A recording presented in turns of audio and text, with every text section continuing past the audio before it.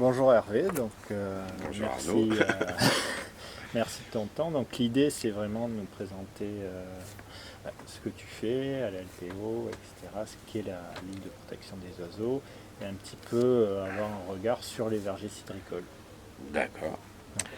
Alors la LPO, c'est une vieille association de défense de la nature qui était à l'origine axée plutôt sur les oiseaux, mais en fin de compte, on s'est rendu compte que les oiseaux sont liés à un milieu et un milieu c'est un tout, donc on protège la nature dans son entièreté.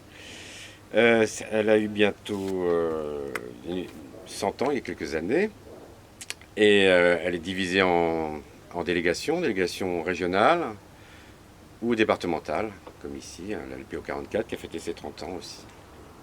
Et à l'intérieur des délégations,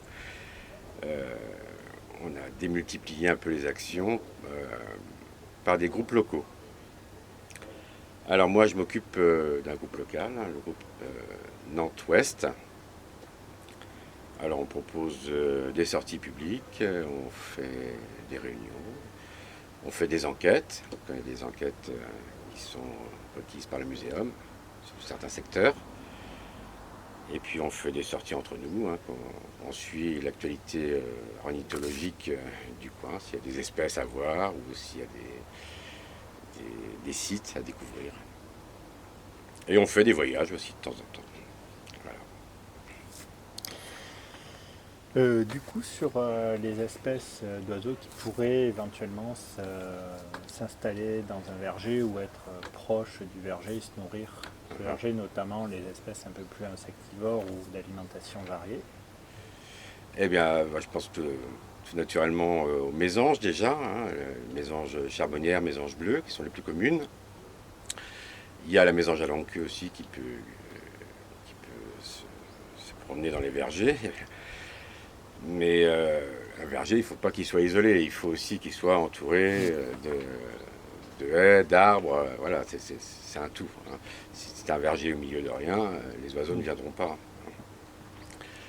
Et donc on pense plus particulièrement aux oiseaux insectivores, qui vont soit manger les chenilles ou empêcher les petits insectes de nuire à la croissance de l'arbre.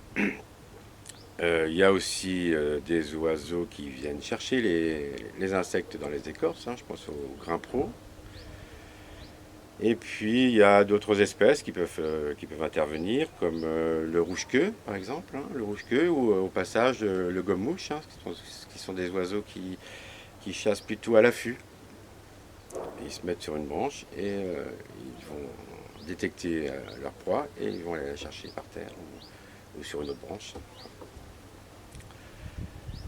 Et on peut trouver aussi forcément tous les oiseaux qu'on retrouve un peu dans notre jardin. Il y a les pics aussi, les pics, les citelles.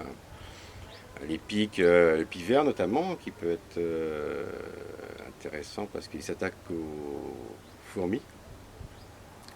Alors que les autres pics attaquent plutôt les insectes ravageurs sous les écorces. Donc ils peuvent endommager l'arbre.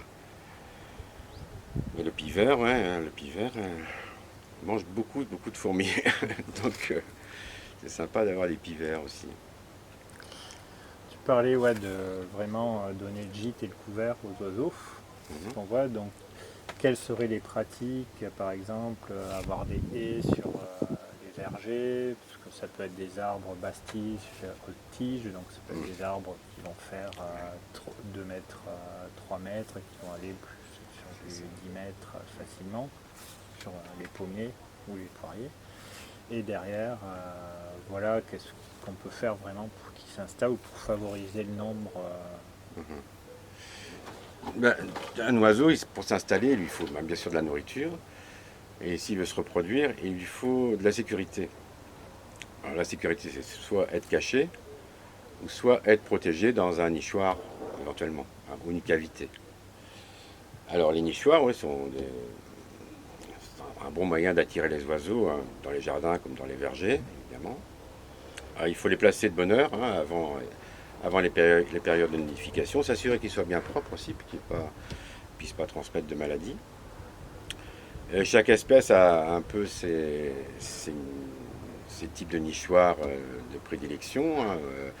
On sait que la taille de l'ouverture est prédominante aussi, hein, selon la taille de l'oiseau. La mésange bleue, c'est 25-28 mm. La mésange charbonnière, c'est un peu plus gros. Parce qu'il y a des prédateurs, il y a des pics aussi qui peuvent venir les manger. Il y a des petits les rats aussi. Les rats, ils sont un peu partout. Et puis il y a des nichoirs ouverts pour les rouges-gorges ou les rouges-queues aussi. Il y a des nichoirs un peu plus spécialisés pour les grimpereaux. Alors ceux-là, ils se posent plutôt en hauteur, hein. Mais dans tous les cas, il faut un environnement aussi propice, hein. Si on pose des nichoirs directement dans les pommiers, je ne suis pas sûr qu'ils viendront s'installer comme ça parce qu'il n'y a pas assez de feuillage où les chats peuvent monter ou éventuellement les couleuvres aussi, hein, qui peuvent arriver jusque-là.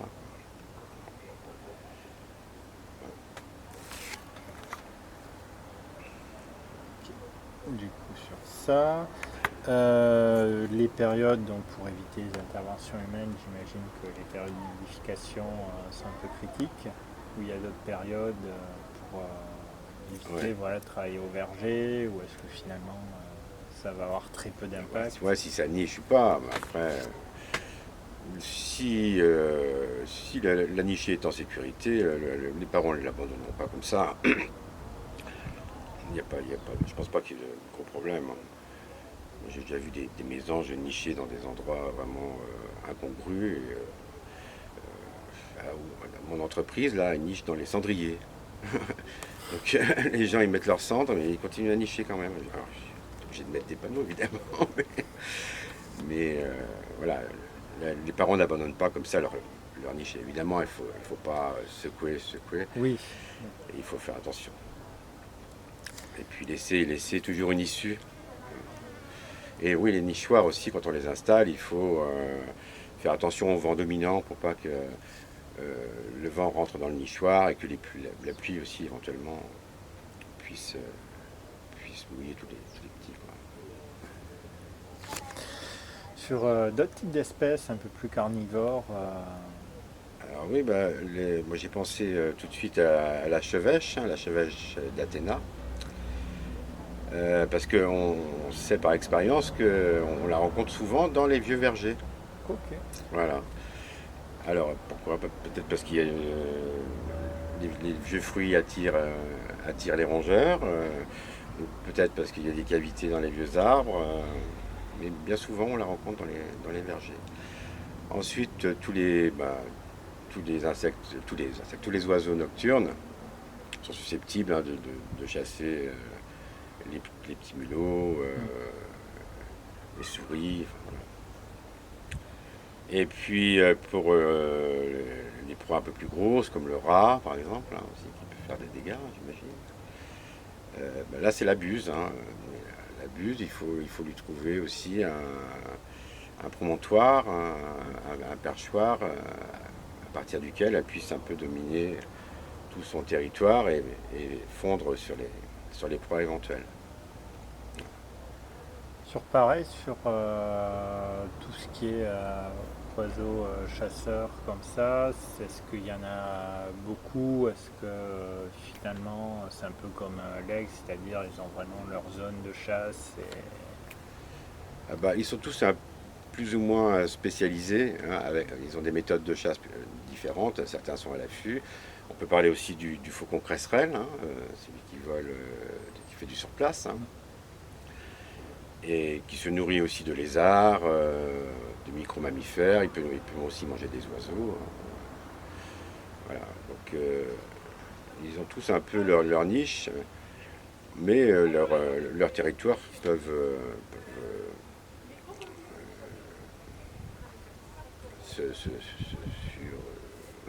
superposer. Voilà. On peut trouver les mêmes espèces sur un même territoire. Ok. Ouais. Tu parlais de vieux arbres et les arbres morts.